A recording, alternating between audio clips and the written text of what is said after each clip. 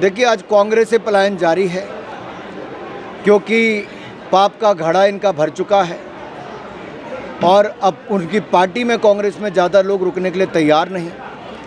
जिनकी 3-3 पीढ़ियां कांग्रेस में थी वो भी आज कांग्रेस को छोड़कर आ गए।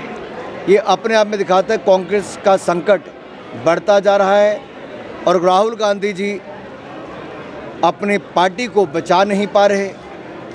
ये दिखता है कि कांग्रेस की लड़ाई 40 पार करने की है और भारतीय जनता पार्टी 400 पार करने की तैयारी में है। मुझे लगता है जिनका अपना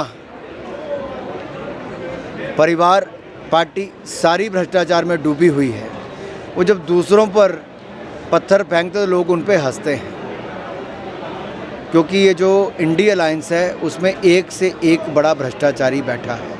कुछ जेल में है, कुछ बेल पर है। और नरेंद्र मोदी जी वो नेता हैं जिन्होंने 24 साल अपने देश के लिए खपाए हैं और देश की जनता का विश्वास जीता है। पल पल देश के लिए जिया है, पाई पाई देश की बचाई है, गरीब की भलाई देश की भलाई करके दिखाई है।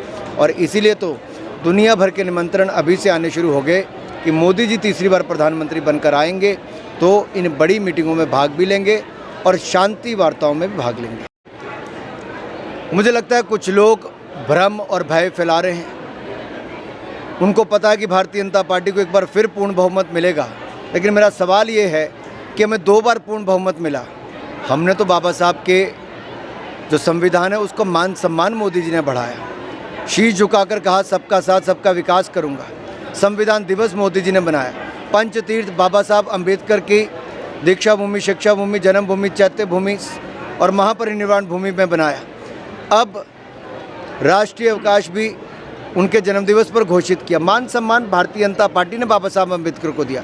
कांग्रेस ने तो उनको प्रताड़ित अपमानित किया था और संविधान का कत्ल करने का काम, लोकतंत्र का कत्ल करने का काम कांग्रेस ने किया जब इमरजेंसी लगाई। संविधान में 62 बार संशोधन कांग्रेस ने किया। राहुल गांधी जी के पिता राजीव गांधी जी ने किया, उनकी दादी इंदिरा गांधी जी ने किया, उनके दादी के पिता पंडित नेहरू जी ने किया।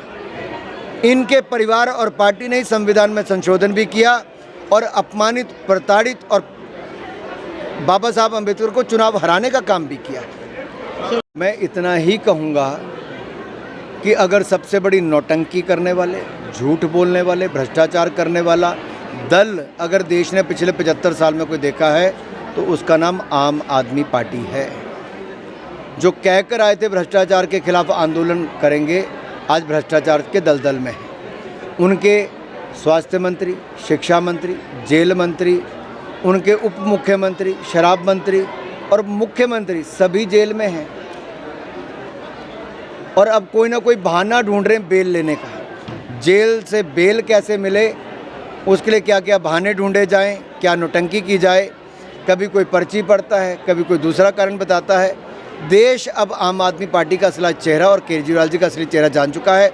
मुझे तो दया आती है पंजाब की और दिल्ली की जनता पर जो इनके द्वारा ठगे गए।